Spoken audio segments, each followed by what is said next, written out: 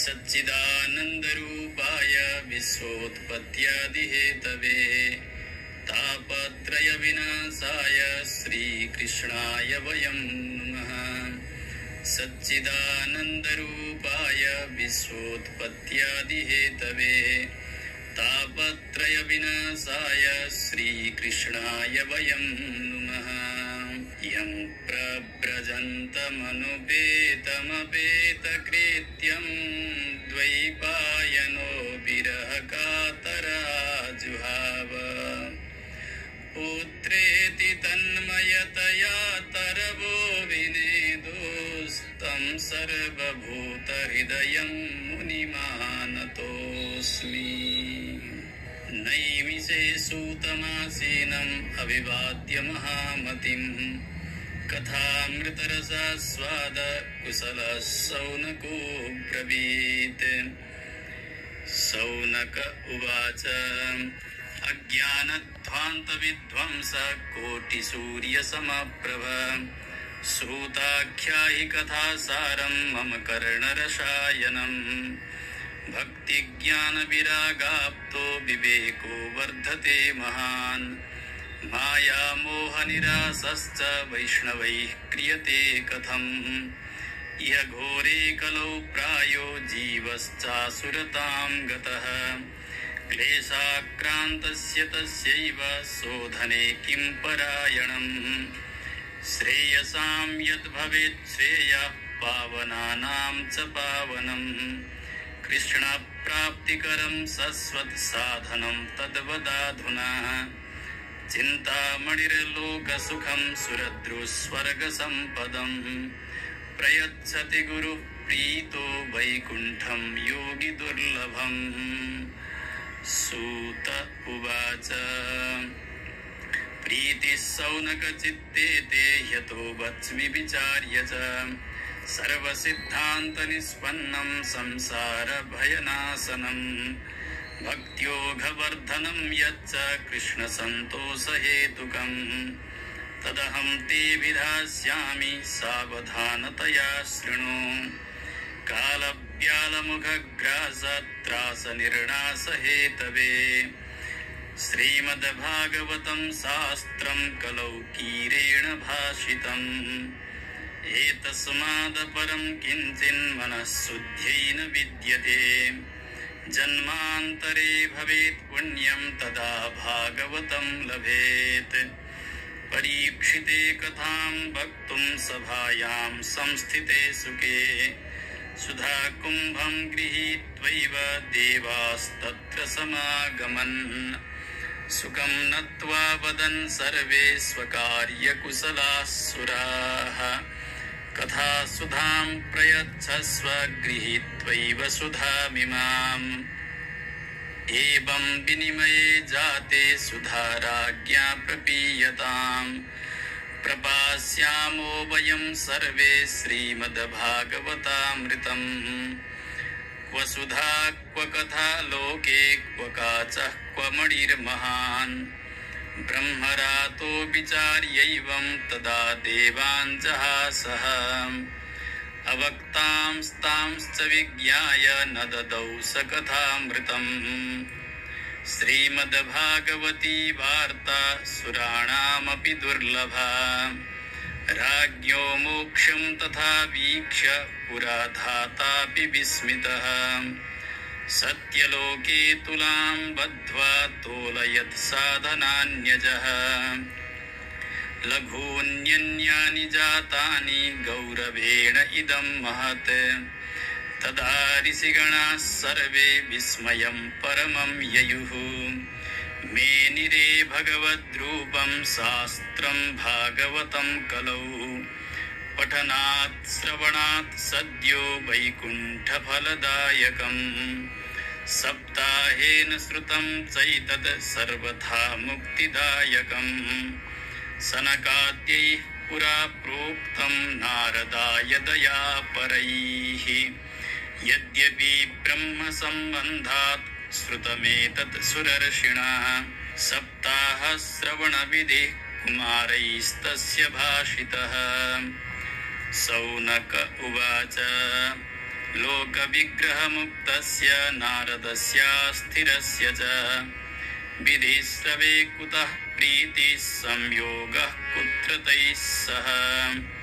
सूत उवाच अत्र ते कीर्तयिष्यामि भक्तियुक्तं कथानकम् सुखेन मम यत् प्रोक्तं रहस्यं विचार्य च।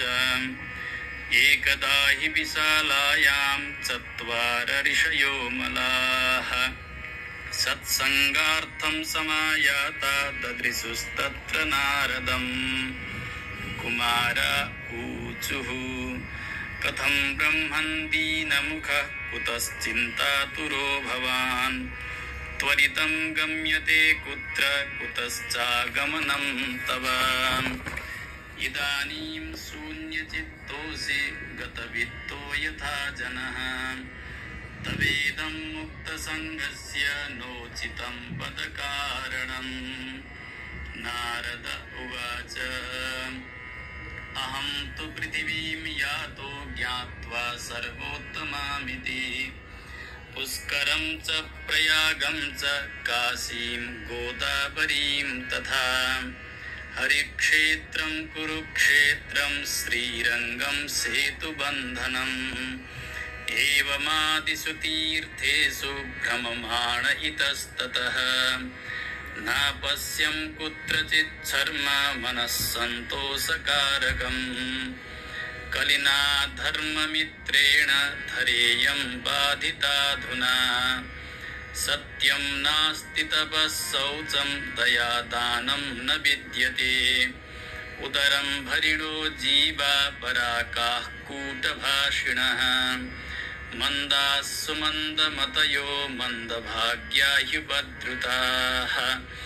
पाखण्डनिरताः सन्तो विरक्ताः सपरिग्रहाः तरुणी प्रभुता गेहे स्यालको बुद्धिदायकः कन्या विक्रयिणो लोभात् दम्पतीनां च कल्कनम् आश्रमाय वनैरुद्धास्तीर्थानि सरितस्तथा देवतायतनान्यत्र दुष्टैर्नष्टानि भूरिशः न योगी नैव सिद्धो वा न ज्ञानी सत्क्रियो नरः कलिदावानलेनाद्य साधनं भस्मतां गतम् अट्टशूला जनपदा शिवशूला द्विजातयः कामिन्यः केशशूलिन्यः सम्भवन्ति कलाभिः एवं पश्यन् कलेर्दोषान्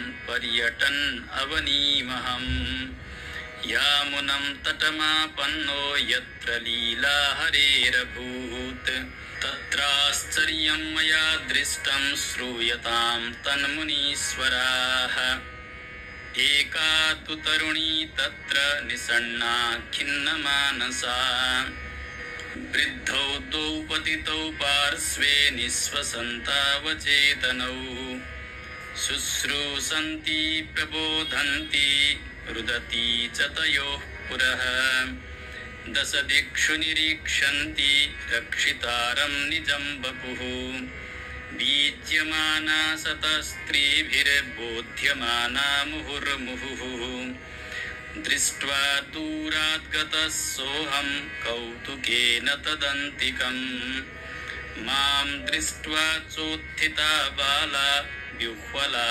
चाब्रवीद् वचः बालोवाच भो भोः साधो क्षणं तिष्ठ मच्चिन्तामपि नाशय दर्शनं तव लोकस्य सर्वथा गहरं परम् बहुधा तव वाक्येन दुःखशान्तिर्भविष्यति यदा भाग्यं भवेत् भूरि भवतो दर्शनं तदा।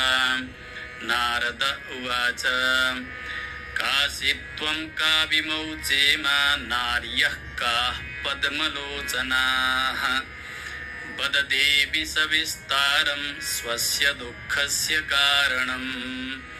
बालोवाच अहं भक्तिरिति ख्याता इमौ मे तनयौ मतौ ज्ञानवैराग्यनामानौ कालयोगेन जर्जरौ गङ्गाद्याः सरितश्चेमा मत्सेवार्थं समागताः तथापि न च मे श्रेयः सेवितायाः सुरैरपि इदानीं शृणुमद्वार्तां सचित्तस्त्वं तपोधना वार्ता मे वितताप्यस्ति तां श्रुत्वा सुखमावह उत्पन्ना द्रविडे साहं वृद्धिं कर्णाटके गता क्वचित् क्वचिन्महाराष्ट्रे गुर्जरे जीर्णतां गता तत्र घोरकलेर्योगात् पाखण्डैः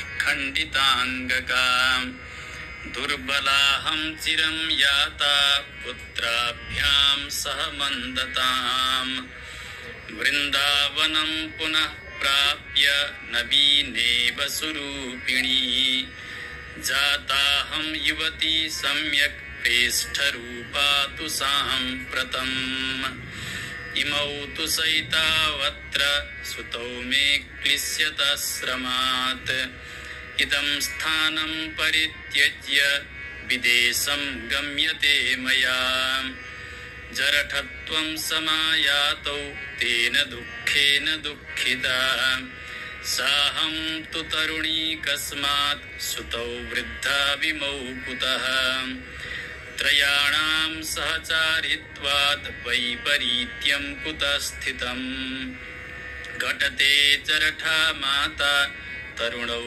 तनयाविति अतः शोचामि चात्मानं विस्मयाविष्टमानसा वदयोगनिधे धीमन् कारणं चात्र किं भवेत् नारद उवाच ज्ञानेनात्मनि पश्यामि सर्वमेतत्तवानघे न विषादस्त्वया कार्यो हरिः सन्ते करिष्यति सूत उवाच क्षणमात्रेण तज्ज्ञात्वा वाक्यमूचे मुनीश्वरः नारद उवाच शृणुष्वावहिता बाले युगोऽयं दारुणः कलिः तेन लुप्तः सदाचारो योगमार्गस्तपांसि च जना अघासुरायन्ते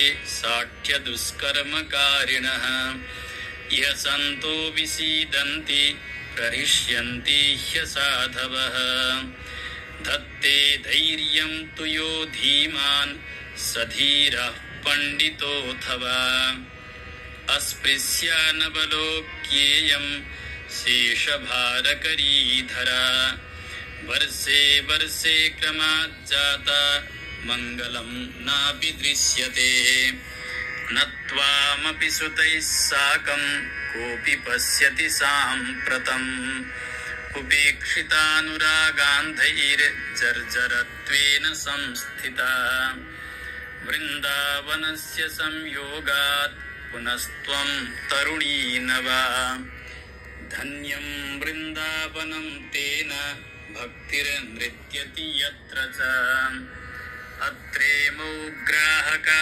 भावान् न जरामपि मुञ्चतः किञ्चिदात्मसुखे नेह प्रसुप्तिर्मन्यते नयोः भक्तिरुवाच कथं परीक्षिता राज्ञा स्थापितो ह्यशुचिः कलिः प्रवृत्ते तु कलौ सर्वसारः कुत्र गतो महान् करुणापरेण हरिणाप्यधर्मः कथमीक्ष्यते इमं मे संशयं छिन्धि त्वद्वाचा सुखितास्म्यहम् नारद उवाच यदि पृष्टस्त्वया बाले प्रेमतः श्रवणं कुरु सर्वं वक्ष्यामि ते भद्रे कस्मलं ते गमिष्यति यदा मुकुन्दो भगवान् क्ष्मां त्यक्त्वा स्वपदं गतः तद्दिनात् कलिरायातः सर्वसाधनबाधकः दृष्टो दिग्विजये राज्ञा दीनवत्सरणं गतः नवया मारणीयोऽयं सारंग इव सारभुक् यत्फलं नास्ति तपसा न योगेन समाधिना तत्फलं लभते सम्यक् कलौ केशवकीर्तनात् एकाकारं कलिं दृष्ट्वा सारवत् सारनीरसं विष्णुरातस्थापितवान् कलिजानां सुखाय च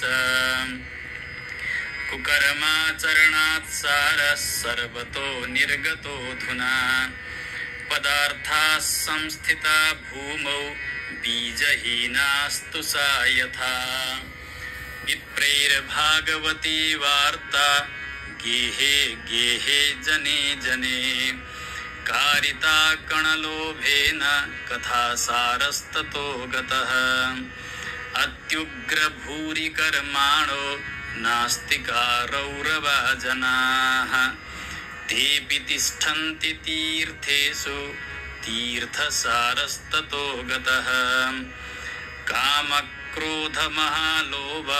तृष्णाव्याकुलचेतसः तेऽपि तिष्ठन्ति तपसि तपस्सारस्ततो गतः मनसश्चाजयाल्लोभाद् दम्भात् पाखण्डसंश्रयात् शास्त्रानभ्यसनाच्चैव ध्यानयोगफलं गतम् पंडितास्तु कलत्रेण रमन्ते महिषा इव पुत्रस्योत्पादने दक्षा अदक्षा मुक्तिसाधने नैवैष्णवता कुत्र संप्रदाय पुरस्सरा एवं प्रलयतां प्राप्तो वस्तुसारस्थले स्थले अयं तु युगधर्मो हि वर्तते कस्य दूषणम् अतस्तु पुण्डरीकाक्षः सहते